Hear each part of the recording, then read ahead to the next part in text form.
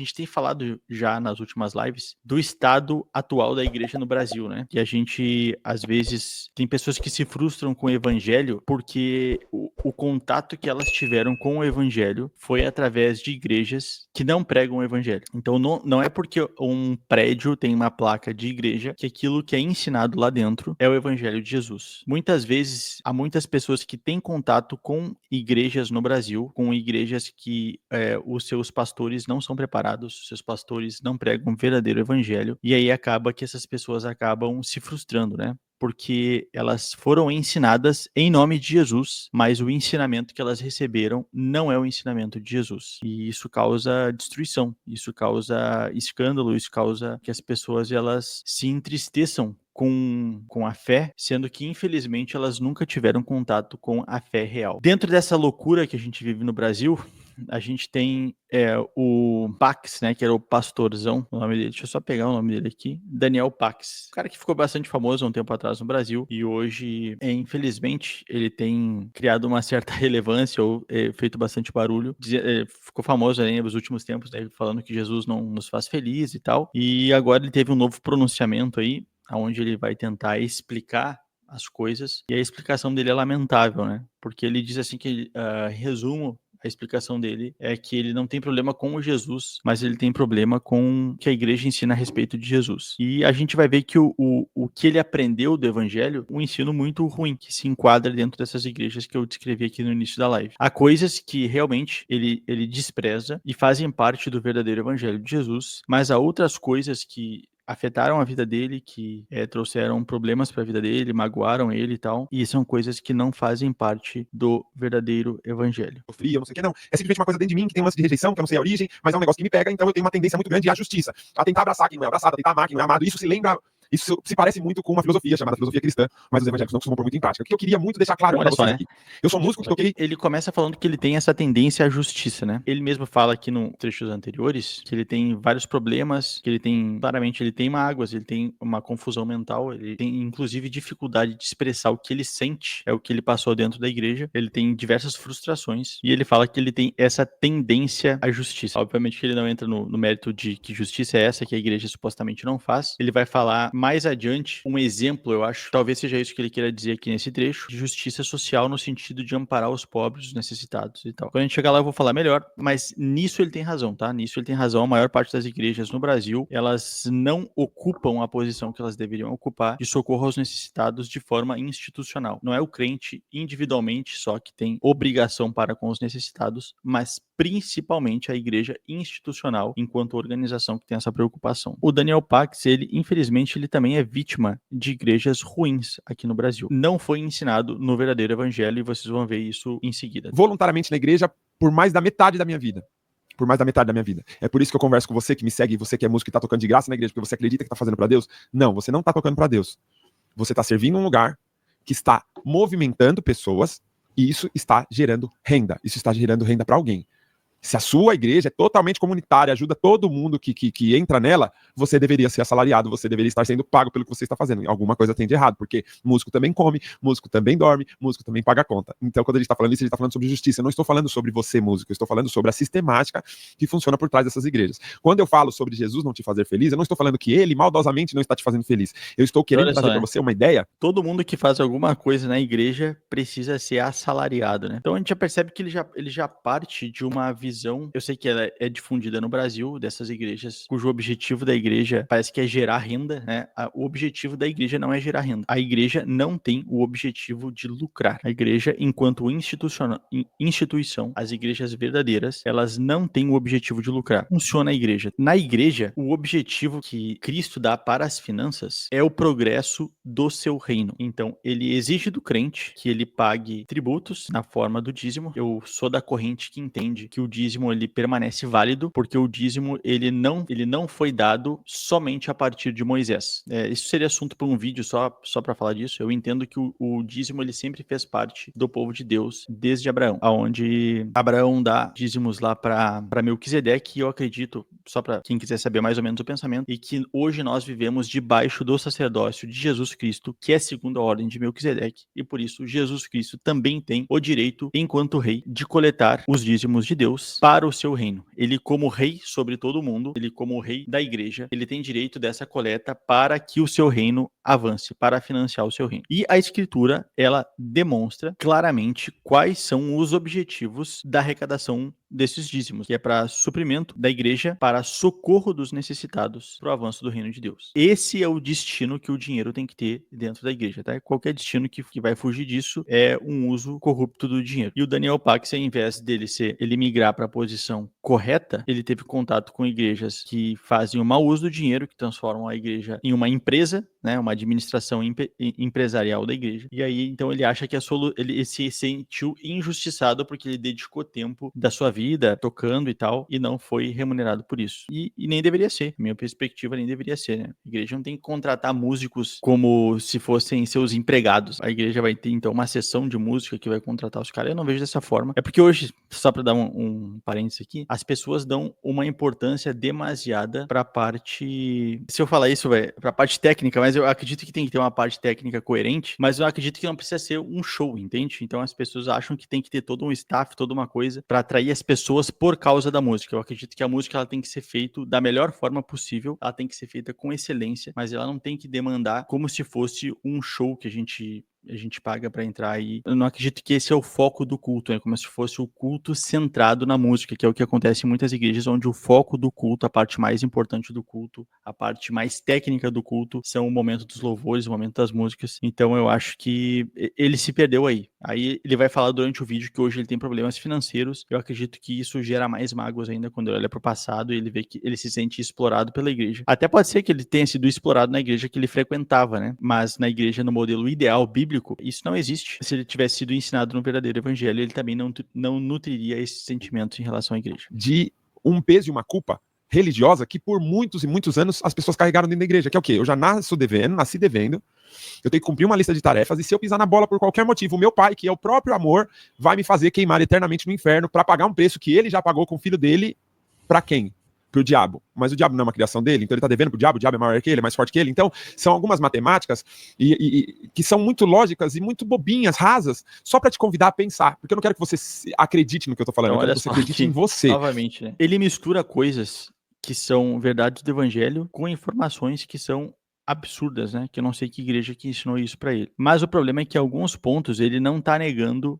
Que a ideia dele é assim, ó, eu não tenho problema com Jesus, eu tenho problema com a igreja. Isso para tentar se aproximar do seu público, né? Que muita gente ficou ofendida com ele quando ele disse que Jesus não faz feliz e tal. Então agora ele tá tentando se redimir, ele fala assim, não, eu não tenho problema com Jesus, eu tenho problema com o que a igreja ensina a respeito de Jesus. Quando ele tem sim problema com Jesus, porque ele nega os efeitos do pecado, ele nega a necessidade da graça, quando ele fala assim, que a igreja ensina que você já nasceu devendo, e que agora Deus pagou um preço por você e agora você deve obediência a Deus. Sim, você nasce devendo. Nós nascemos debaixo do pecado. Então ele nega o ensino de Jesus, porque esse é o ensino de Jesus com relação ao pecado original. E esse é o ensino claramente apostólico, onde todos caíram e necessitam da graça de Jesus. Ele só está certo sobre o salário para os músicos dessas igrejas. Elas são empresas que escravizam os funcionários. É verdade, né? A gente tem igrejas hoje que elas escravizam, sim, os seus membros, que elas colocam tarefas, eventos todos os dias. Se você não comparece nesses eventos, você se torna um crente de segundo escalão. É só parar pra pensar, tá? Se a gente tem eventos todos os dias na igreja, eventos todos os dias, aonde eu posso não ser diretamente, mas às vezes eu sou de modo meio sem as pessoas falarem diretamente, obrigado aí nesses eventos para ascender, né, nessa pirâmide dentro dessas igrejas. Se eu tenho que estar todo dia lá, eu não consigo cumprir os meus deveres prescritos por Deus na Escritura. Se eu estou todo dia na igreja, eu não consigo ser um bom pai e eu não consigo ser um bom marido. É impossível. É impossível eu ser um bom pai e um bom marido se eu estou todos os dias em eventos na igreja, porque eu não vou conseguir ter tempo com a minha família. Eu não vou conseguir cumprir os meus deveres para com os meus filhos, para com a minha esposa, se eu estou todo dia fazendo algum evento na igreja, com a galera lá da igreja, tá? É impossível. Então, essas igrejas que elas acabam sim escravizando, tem toda a razão, os seus membros, né? Aí, o que ele fala, né? Ele nega os efeitos do pecado, a necessidade da graça de Jesus, porque ele nega o conceito de pecado original. Então, ele não tem sua problemas com a igreja, ele não tem só problemas com a igreja, ele tem problemas com Jesus, mas para disfarçar, ele toca tudo na culpa do mensageiro. Então, a igreja é o porta-voz de Jesus, né? A igreja anuncia, através da pregação, a mensagem desse Jesus. E Jesus diz, sim, que todos nós nascemos com uma dívida, todos nós nascemos manchados pelo pecado e necessitamos da sua graça salvadora. Aí ele já vai misturar, né? Que Deus pagou o preço pro diabo, se fizer qualquer coisa, vai pro inferno. E isso não é o ensino de Jesus. Esse pode ser, novamente falando aqui a diferença, esse pode ser o ensino que ele ouviu na igreja dele, mas esse não é o ensino de Jesus. Não foi preço nenhum pago para diabo e não é também qualquer coisa que a gente tem que fazer que nos leva ao inferno, só que se pressupõe nas escrituras que aqueles que amam a Jesus, aqueles que amam a Deus, a forma de nós demonstrarmos que amamos a Deus é obedecendo seus mandamentos. E os seus mandamentos para nós não são pesados. Eu não enxergo como um fardo obedecer os mandamentos de Deus, porque eu sei que isso é o que é bom. Se eu sei que isso é o que é bom para minha vida, e realmente creio que aquilo é bom, a gente faz com alegria e não com peso. Eu quero que você questione, eu quero que você pense. E uma liberdade que a gente tem é essa, de poder usar a nossa rede social para falar o que a gente pensa, para falar o que a gente acha. Então é muito simples, não tem nada a ver com o seu Jesus, não tem nada a ver com o seu Deus, tem a ver com o que você aprendeu. Lá atrás, tinha época que era pecado o cara não usar chapéu. Há um tempo atrás era pecado a mulher sentar do mesmo lado que o homem dentro da igreja. Há muito tempo era pecado você fazer a barba. Há muito tempo era pecado comer camarão, trabalhar aos sábados. Várias coisas foram sendo deixadas de lado, porque pegaram um livro de uma época, de um contexto, de um conceito e tentaram trazer para 2000 anos depois. Então, assim, nunca se culpe por pensar. Nunca se culpe por questionar e por duvidar. Porque o problema não tá aí, né? O problema tá quando você se torna... Aí que tá. Ele, novamente, aqui a gente vê ele sendo vítima, aonde ele foi criado num contexto, aonde ele foi ensinado que diversas coisas que a Bíblia não descreve como pecado, ele foi ensinado que era pecado. E aí depois a igreja reviu isso, talvez no contexto dele, e aí acaba gerando confusão. E aí parece que o que é pecado é uma coisa que a igreja determina a qualquer momento, quando não é. Não é. Então, por isso que esse é o problema da gente estar frequentando igrejas onde os pastores são despreparados e aonde o cara ensina o que ele quiser, não tem o menor conhecimento bíblico, não tem a menor profundidade. Aí a gente vê esse tipo de aberração sendo ensinada e essas pessoas crescendo no meio desse evangelho maluco aí. Uma ameaça por questionar e por duvidar. Muita gente fala que eu tô cuspindo no prato que comi, porque eu ganhei dinheiro com a igreja, ganhei dinheiro com os evangélicos, mas na verdade eu nunca ganhei dinheiro, e quem conhece a minha história sabe que muita gente ganhou sim dinheiro através do meu trabalho, e muita gente se aproveitou dos meus números sim. Eu não ganhei dinheiro. Eu vivo de aluguel até hoje, eu tenho 2 filhos, eu me separei, então agora eu tenho que correr atrás de um dinheiro de pensão, além da minha sobrevivência, que está sendo o tempo inteiro boicotada, porque agora eu sou inimigo, e hoje as pessoas do amor, as pessoas do evangelho podem usar de violência contra mim, porque eu já conheço a verdade, então eu optei por ser do mal. Então é muito bom ter quem queimar em praça pública. Isso não é nada cristão, mas isso é bem evangélico. A minha ladeira, eu comecei a descer em 2018, quando eu não apoiei o Bolsonaro, e fiz um vídeo aqui falando por que eu não apoiava, e ali eu perdi 200 mil seguidores, e a galera começou a me boicotar de tudo quanto é jeito, começou a me olhar de uma forma diferente, então é muito louco. Eu, há 2 anos atrás, com 200 quilos, mal pra caramba de saúde, ninguém tava nem aí, tirava uma onda comigo, tirava um barato comigo sim. Hoje, porque eu emagreci mais de 110 quilos, porque eu fiz uma cirurgia, porque eu fui pra academia, fiz dieta, e fiz isso pela minha saúde, pelos meus filhos, hoje os xingamentos que eu recebo de evangélicos, de pastores, de mulheres de dentro da igreja, é que eu tô com AIDS, que eu tô usando crack, que eu fui pras drogas, que eu tô me acabando, que eu tô mal, que eu tô triste, porque agora eu tô com a cara mais cansada, que eu tô enrugado, porque agora eu era um balão, agora eu tô murcho. Então, assim, Jesus não te faz feliz e nenhum evangélico vai te fazer feliz, porque eles nunca estarão satisfeitos, e a hora que você achar que tá fazendo o suficiente, eles vão simplesmente te trocar por alguém mais novo, por alguém mais legal, por um modelo mais interessante. Eu vou continuar Agora aqui, é o seguinte, fazendo a minha né? arte, fazendo... Só pausar. Se a gente discorda de alguém, por exemplo, eu discordo de absolutamente tudo que ele tá falando. Absolutamente não. Algumas coisas eu acredito que ele aponta corretamente, mas da compreensão dele a respeito do evangelho, totalmente distorcida. Só que agora, aí a gente parte pra ofensas pessoais, que nem alguém entrar no YouTube, no canal do cara, ou nas redes sociais do cara, falar que o cara é aidético, o cara não sei o quê, e aí tu faz isso porque ele está atacando o evangelho. Por favor, né, pessoal? Aí é tipo, a gente quer combater um erro criticando diretamente ou ofendendo a pessoa. Essa não é a forma correta, tá? A gente critica as ideias da pessoa, a gente critica a fala da pessoa, a gente critica a concepção que essa pessoa tem. Mas agora aí pra baixaria, pra ofensas pessoais, isso daí aí também fala, aí mostra bastante quem tá criticando, né? Isso não é uma postura cristã. E acreditando em quem gosta do meu trabalho. Então eu quero agradecer de coração. Você que apoia o meu trabalho. Você que entende o que eu tô falando. Você que, ao invés de ficar culpando o diabo, ou ao invés de ficar com medinho de bicho-papão, sabe que quer viver uma vida real e sabe que o verdadeiro inferno É viver nessa terra vendo criança passando fome, enquanto tem um monte de gente se aproveitando da vulnerabilidade das pessoas, da fé das pessoas, da crença das pessoas para enriquecer e para ter muito mais do que todo mundo, para ostentar. Enquanto tem pastores aparecendo na capa da Forbes, na esquina da sua casa tem uma criança passando frio, sede, fome e Deus não está atendendo ela. Por que Deus não está atendendo? Porque você pode acreditar no que for, mas Deus não desce e faz sozinho. Ele precisa de humanos para fazer as coisas acontecerem. E ele mesmo diz isso na palavra, na Bíblia dele, você chame como você quiser, mas ali mesmo ele diz: tive fome, tive sede, tive frio, tive enfermo, tive preso, olha só, teve tudo isso. Então, eu acredito que se os evangélicos tivessem essa indignação, que não fosse tão seletiva, mas que tivesse essa indignação com as injustiças que pessoas inocentes sofrem todos os dias, a gente já teria um país melhor, a gente já teria um lugar melhor, mas não, o que importa é você acreditar, vestir uma camisa, usar um símbolo,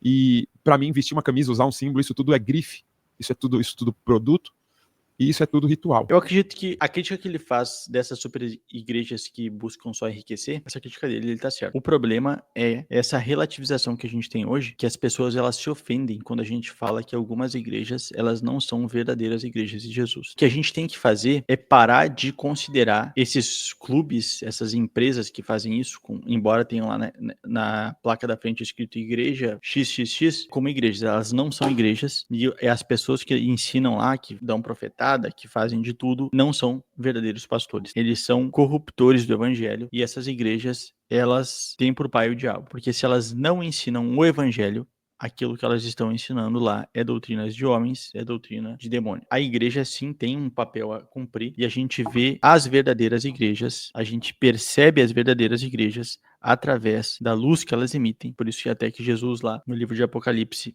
a figura que ele utiliza para as igrejas são de candeeiros, de candelabros que iluminam o que está à sua volta, e a gente vê que a luz que a igreja traz é através da pregação da verdade e através das obras, né? Então, a pregação, ela traz inevitavelmente consigo as obras. A igreja tem o dever, sim, de estar auxiliando os necessitados, estar auxiliando as viúvas, os órfãos e aqueles que estão em alguma vulnerabilidade, né? A igreja tem essa função perante a sociedade dada por Deus. E nessa crítica, sim, ele está certo. O problema é que daí, ao invés dele migrar para as igrejas que se afastam disso, as igrejas que condenam isso, ele decidiu jogar tudo fora. Ele mostrou, então, que, na verdade, infelizmente, ele não tinha uma verdadeira comunhão com Jesus, com Deus, porque a partir do momento em que ele se deparou com isso, a solução dele foi começar a blasfemar de Deus, a blasfemar de Jesus e a blasfemar da verdade, né? Infelizmente. Então, mas isso é fruto do Brasil. Isso é o que o Brasil tem produzido. É confusão, um ambiente caótico, onde as pessoas elas são ensinadas o tempo inteiro, onde uma doutrina contradiz a outra, ou elas são ensinadas a dar importância a coisas que não realmente têm importâncias, como estar em evento X, como não cortar o cabelo, não usar determinada roupa, quando isso não é o cerne do evangelho. Então, o cerne do evangelho, infelizmente, ele está em poucas igrejas aqui no nosso país, e é por isso que a gente tem uma cultura tão corrompida. Se nós tivéssemos mais igrejas fiéis, nós veríamos a diferença na prática. Se a gente tem um país ímpio, se a gente tem leis injustas, se a gente tem a injustiça reinando, né? A gente vê que as pessoas cometem crimes e elas não pagam pelos seus crimes. Então a gente também tem uma prova de que o verdadeiro evangelho, a verdadeira pregação, a ação do Espírito Santo, ela não está na maioria das pessoas, ela está numa minoria das pessoas. E embora o número de igrejas esteja crescendo. O número de igrejas cresce, mas a transformação que essas igrejas deveriam estar produzindo na sociedade não acompanha o número de crescimento de igrejas e de cristãos. Então a conclusão que nós chegamos é que esse crescimento são de falsas igrejas, são de heresias, são de seitas e não do evangelho de Jesus.